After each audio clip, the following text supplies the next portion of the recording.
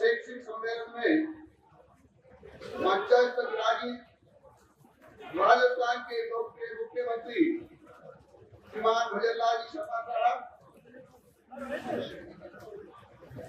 राष्ट्रीय शिक्षक संघ के क्षेत्रीय प्रचारक श्रीमान बिंबाराम जी भाई साहब, श्रीमान महेंद्र जी कपूर साहब, सम्मानित मंच उपस्थित सभी शिक्षक भाइयों बहनों और मित्रों, मैं सफलतम शैक्षिक सम्मेलन के लिए आप सब लोगों को बधाई देता हूँ और भगवान से प्रार्थना करता हूँ कि आप सब सफलता के उच्च शिखर को छुए। भाइयों बहनों, आप सब लोग राष्ट्र के निर्माता खड़े करते हो, अच्छे नागरिक बनाते हो और उनको समाज के लिए देते हो। इसलिए हम सबका दायित्व बनता है कि और अच्छा बनाने के लिए हम सब लोगों को अपने आप को छात्रों के सामने आदर्श के रूप में प्रस्तुत करना पड़ेगा, ताकि हमारा अनुसरण करके सब बच्चे संस्कारवान विद्यार्थी बने और संस्कार युक्त जो शिक्षा होती है वो देवत्व की ओर ले जाती है और संस्कार विहीन शिक्षा पशुत्व की ओर ले जाती है।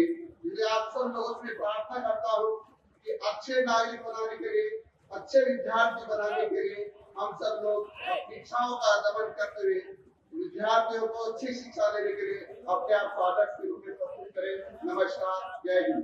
राष्ट्रीय के प्रदेश महासमिति अधिवेशन में पधारे आप सभी शिक्षकों को मैं प्रणाम करता हूँ, नमस्कार करता हूँ। वैसे तो मुझे पता है कि अब से 1 घंटे पहले आपके मन में क्या विचार था। आपके मन में विचार था कि 11:30 बजे आना था, 12:30 बज गए, गर्मी पड़ रही है और इस गर्मी में आप बैठे थे, तो आपकी वो पुकार क्यों, गुरु जो पुकार करते हैं तो ऊपर वाला भी सुनता है। और गुरु जी ने कहा कि गर्मी पड़ रही है तो मेरे आने से पूर्व व्यवस्था कर दी कि आप आराम से बैठो, सर्दी को मैं हर लेता हूँ।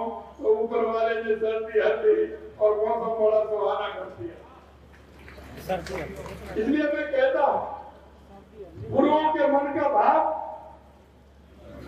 ऊपर वाला भी समझता है और हम उस भाव से काम करते हैं कि हमारा जो कार्य है शिक्षण का वो सबसे बड़ा कार्य है। मैं इतना कहना चाहता हूं कि मुझे ये जानकर खुशी है कि राजस्थान शिक्षक संघ राष्ट्रीय शिक्षा, शिक्षार्थी और राष्ट्र हित के चिंतन को सर्वोपरि ध्यान रखने वाला ये संगठन है। आप सभी का समर्पण, निष्ठा ही राजस्थान के उज्जवल भविष्य का आधार है। आप शिक्षक का कार्य तो करते ही हैं, लेकिन इस राष्ट्र को और प्रदेश को मजबूती देने का काम भी आप कर रहे हैं। शिक्षक और सक्षम नागरिक ही किसी राष्ट्र की प्रगति का आधार होते हैं और आप लोग जो शिक्षा के जरिए राष्ट्र का निर्माण में प्रमुख अपनी भूमिका निभा रहे हैं। आप शिक्षार्थियों में राष्ट्रीय भावना का संचार करते हुए अपने देश के इतिहास, संस्कृति और परंपराओं से परिचित कराते हुए और देश के प्रति समर्पित कर्तव्यनिष्ठ नागरिक बनने के लिए प्रेरित करने का काम आप सभी करते हैं। प्राचीन काल से ही हमारे समाज में शिक्षक का महत्व सर्वोपरि रहा है। हमारी संस्कृति में गुरु शिष्य परंपरा का विशेष स्थान है। गुरु के बिना जीवन अधूरा माना गया है। संस्कृत में कहा गया है, गुरु ही ब्रह्मा, गुरु ही विष्णु, गुरुदेव परम महेश्वर है, गुरु साक्षात परम ब्रह्मा, तस्मै श्री गुरुवे नमः। गुरु ज्ञान के गोविंद हैं गुरु एक रास्ता दिखाने का काम करते हैं। गुरु एक अच्छी शिक्षा के माध्यम से एक ऐसा नागरिक जो राष्ट्रीयता की भावना से ओतप्रोत नागरिक की स्थापना करते हैं। मैं कहना चाहता हूं, गुरु की भूमिका, गुरु गोविंद घरे का के लागू पाए, बलिहारी गुरु आपने गोविंद जी को बताए। आप उस भूमिका में काम करते हैं और मुझे इस बात का गर्व है कि हमारा ये शिक्षक संघ राष्ट्रीय हमेशा राष्ट्र हित में, समाज हित में और राष्ट्र को मजबूत बनाने के हित में काम करता है। एक शिक्षक अपने शिष्य का मित्र भी है, मार्गदर्शक भी है और प्रेरणा स्रोत भी होता है। विद्यार्थी स्कूल में जो सीखते हैं वो उन्हें परीक्षा पास करने में मदद करने के साथ ही उनके जीवन को दिशा देने का भी काम करते हैं। गुरु से ही शिष्य उन मूल्यों को आत्मसात करता है जो उसे एक अच्छा इंसान और एक जिम्मेदार नागरिक बनने का, शिक्षक एवं छात्रों में नैतिक मूल्य, अनुशासन, सहिष्णुता, जिज्ञासा और सकारात्मक दृष्टिकोण का समावेश करता है। वह उन्हें टीम भावना, नेतृत्व क्षमता और सामाजिक सरोकारों के प्रति जागरूक भी बनाता है। उनमें सहयोग, समावेशता और राष्ट्रीयता का भाव जगाने का काम भी करता है। कभी कभी हम देखते हैं, हमारे एक बालक होता है, छोटा बच्चा होता है, उसके अंदर जिस तरह का भाव हम भरते हैं वो आगे चलकर उन्हीं भावों पर चलता है। छोटे से बाल्यकाल का जीवन होता है, उस बात जो वो बात गुरुजी कहते हैं तो उसके जहन में बैठती है और वो जीवन पर्यंत वो गुरु की भाषा, गुरु की वाणी और गुरु का ज्ञान जीवन पर्यंत उसके काम आता है। शिक्षक विद्यार्थियों को उनकी रुचि, प्रतिभा को पहचानने में मदद करता है, उन्हें भविष्य के लक्ष्य को निर्धारित करने में सहयोग देता है। आज रोजगार प्राप्त करने में कौशल विकास बहुत महत्वपूर्ण है। शिक्षकों को विद्यार्थियों में रचनात्मक, संचार कौशल, टीम वर्क जैसी सॉफ्ट स्किल विकसित करने का काम करता है। मैं आपसे इतना कहना चाहता हूँ कि गुरु का ज्ञान जिस तरह से भवसागर को पार कराने का काम करता है, मनुष्य के जीवन में वो काम गुरु का स्थान है, तो हर रास्ते को दिखाने का काम करता है। विद्यार्थियों में महत्वपूर्ण सोच, रचनात्मक और समस्या समाधान, कौशल विकास करने के लिए हमारे देश के यशस्वी प्रधानमंत्री नरेंद्र मोदी जी के नेतृत्व में सरकार राष्ट्रीय शिक्षा नीति 2020 में लाई थी, जिससे नागरिकों का विकास हो सके, रोजगार उन्मुख शिक्षा उनको मिल सके। आगे हम किस तरह से इस भयावह समय में किस तरह से हम हमारी शिक्षा के माध्यम से हम उन्नति कर सकते हैं, इन सारी बातों को हम नई शिक्षा नीति के माध्यम से करेंगे।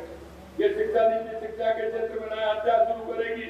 ये नीति शिक्षा प्रणाली में रोजगार उन्मुख बनाने, विद्यार्थियों को 21वीं सदी की चुनौतियों का सामना करने और उन्हें वैश्विक नागरिक बनने के लिए तैयार करेगी।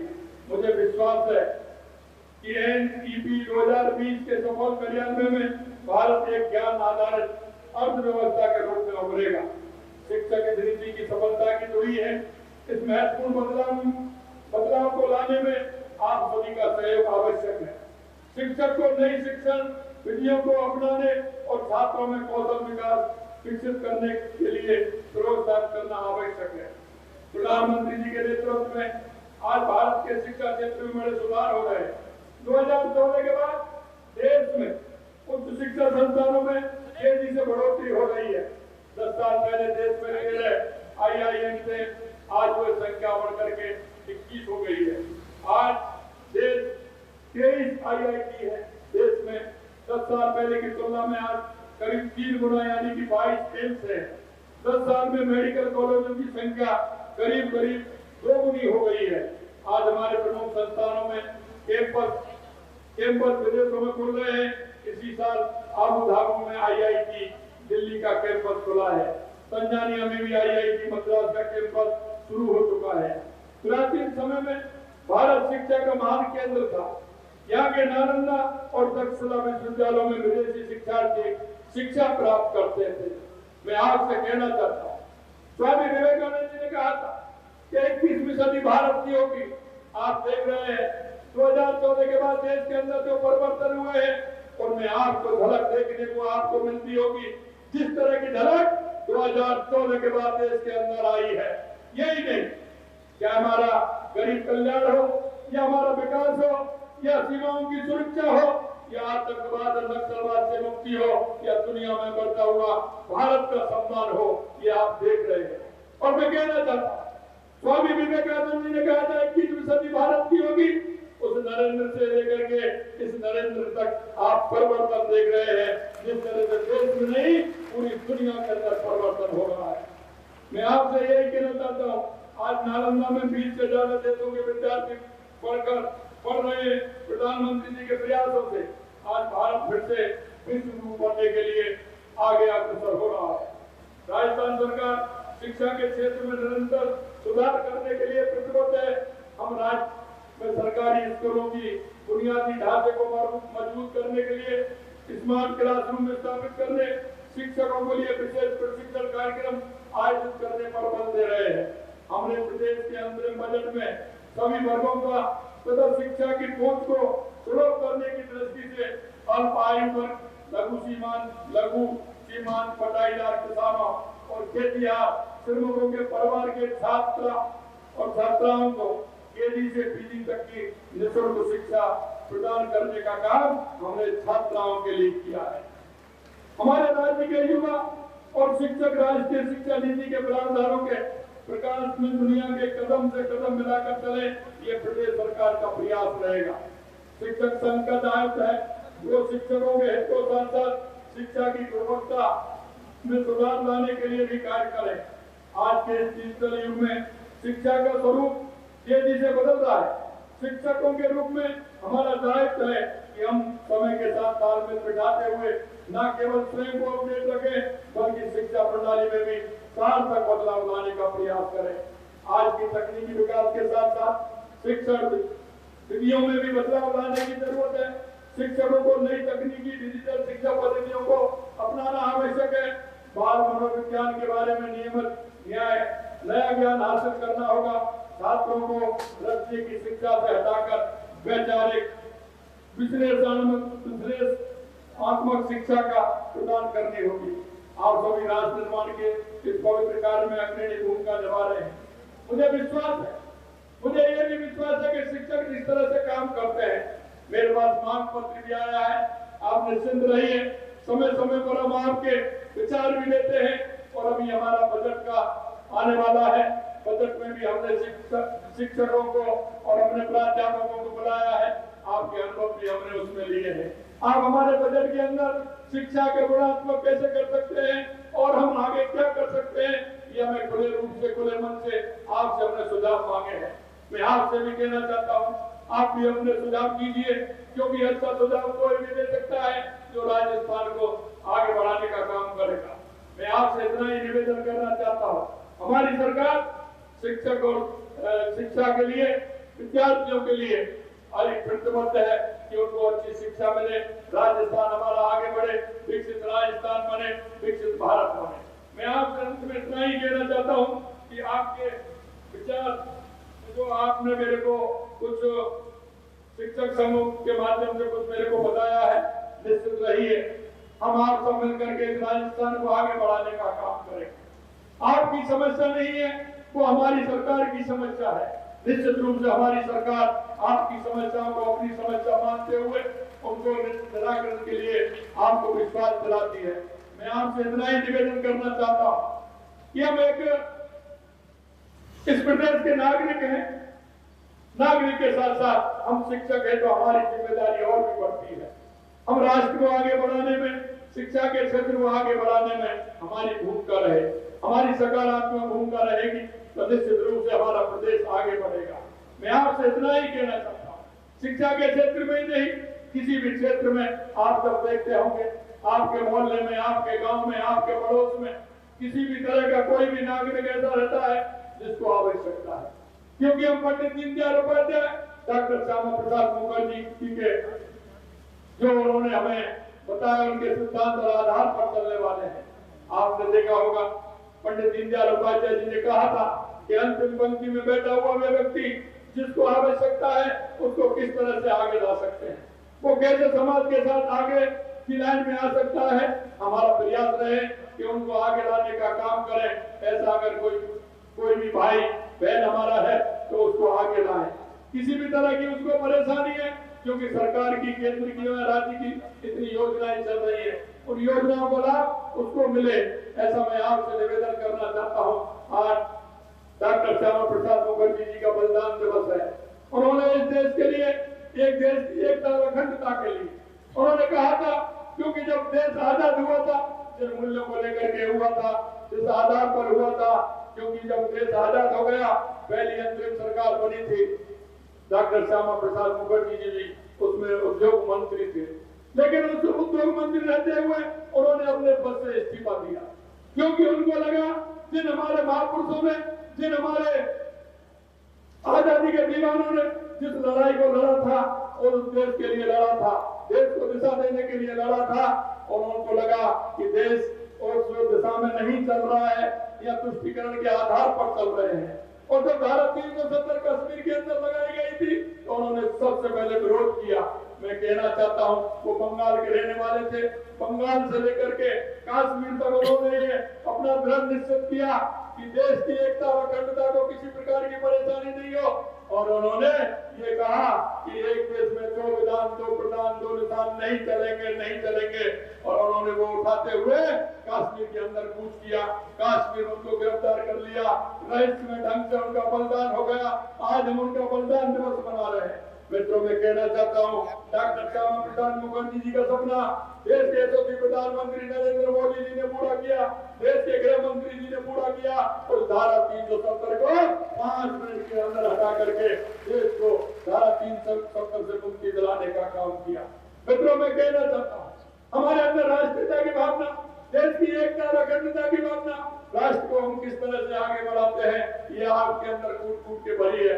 मैं आपसे यही कहना चाहता हूँ, परिस्थिति कैसी भी हो, कैसी भी स्थिति हो, लेकिन हमें हमारे राष्ट्र को सर्वोपरि मानते हैं। हम पहले राष्ट्र को मानते हैं, बाद में हमारे संगठन को मानते हैं, और व्यक्ति को हम तीसरे स्थान पर मानते हैं। मैं आपसे इतना ही निवेदन करना चाहता हूँ, राज्य सरकार हर काम के लिए निश्चित रूप से दिन रात मेहनत करते हुए हमारे सभी मंत्रीगण, हमारी सरकार पूरी तरह से काम कर रही है। आपके अच्छे सुझाव अगर हमें आएंगे तो निश्चित रूप से हमारी सरकार को भी ताकत मिलेगी। आपके विचार आएंगे तो ताकत मिलेगी, हमारे काम का प्रचार भी होगा, उससे भी ताकत मिलेगी। आप अगर हमें थोड़ा सा सहारा देंगे तो आपके विचार के अनुसार, आपकी नीति के अनुसार ये राजस्थान बन पाएगा और ये देश बन पाएगा। हम विकसित राजस्थान बनाने में, विकसित भारत बनाने में, एक मजबूत राजस्थान बनाने में, एक मजबूत राष्ट्र बनाने में आप सभी का एक कदम हमें बहुत उपयोगी रहेगा, और आप उसमें बहुत बड़ा सहयोग प्रदान करेंगे। आज इस कार्यक्रम में आप सभी ने मेरे को बुलाया, मेरे को मान और सम्मान दिया। निश्चित रूप से मैं सभी गुरु जी का, मंच पर विराजमान सभी का निश्चित रूप से मैं बहुत साधुवाद और धन्यवाद करता हूँ कि आपने सभी ने बुलाया।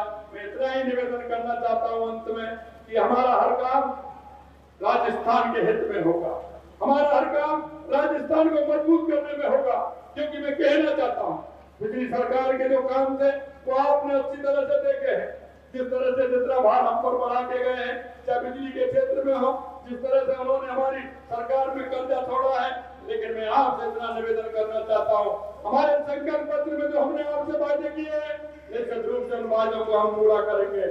चाहे हमारे युवा हो, चाहे हमारे मजदूर हो, चाहे हमारे किसान हो, चाहे हमारी महिला हो, कोई भी किसी भी क्षेत्र का होगा, हम उसको आगे बढ़ाने का काम करेंगे। हमने महिला सशक्तिकरण के लिए हमारी सरकार में आते ही कई काम किए हैं, आगे भी हम करने वाले हैं। आपके सामने इतना ही निवेदन करना चाहता हूँ कि ये सरकार आपकी सरकार है, आपके सुझाव हमें बहुत महत्वपूर्ण है। एक एक सुझाव कीजिए, इस सरकार को मजबूती प्रदान करिए, राष्ट्र को मजबूती प्रदान करिए, और इस हमारे राजस्थान को मजबूती प्रदान करने का काम करें। आप सभी को बहुत बहुत धन्यवाद। अंत में इतना ही कहना चाहता हूँ, आप कितना मौसम है, अभी थोड़ी पहले गर्मी थी, भाई साहब कह रहे थे कि आप आए, जैसे ये तूफान आया, इनके तूफान के बाद ही बारिश है, तूफान के बाद ही बारिश है। अब चिंता मत करिए, बारिश भी आएगी, और बारिश आएगी तो राजस्थान के अंदर हरियाली छाएगी, और हरियाली छाएगी तो हम राजस्थान को पर्यावरण मुक्त करेंगे। आज देश के यशस्वी प्रधानमंत्री नरेंद्र मोदी जी ने आह्वान किया है कि आप सभी से भी मैं अनुरोध करता हूं कि एक माँ के नाम का एक पेड़ आप अवश्य लगाएंगे, एक वृक्ष लगाएंगे, उसकी परवरिश भी करेंगे। आप सभी से मैं कहना चाहता हूं, आप भी अपनी अपनी माता जी के नाम एक वृक्षारोपण करेंगे, जिससे हमारे राजस्थान का पर्यावरण ठीक प्रकार से हो सके, देश का पर्यावरण ठीक प्रकार से हो सके। आज आप देख रहे हैं जिस तरह से भयावह युग में हमारी नदियां सुकुड़ती जा रही हैं, पर्वत छोटे होते जा रहे हैं, हमारे वृक्ष कटते जा रहे हैं, जंगल छोटे होते जा रहे हैं। निश्चित रूप से आगे के जीवन के लिए, आने वाली पीढ़ी के जीवन के लिए हम सबको पर्यावरण का ध्यान रखते हुए हम सबको एक पेड़ लगाना है। वैसे तो 5 पेड़ का आह्वान करना चाहता हूं मैं तो, लेकिन एक माँ के नाम से पेड़ जरूर आप वृक्ष लगाओगे, ऐसा मैं आपसे निवेदन करना चाहता हूँ। पुनः आप सभी को मैं बहुत बहुत दिल की गहराइयों से धन्यवाद और साधुवाद देना चाहता हूँ। आप सभी को बहुत बहुत धन्यवाद, बहुत बहुत धन्यवाद। जय हिंद, जय भारत।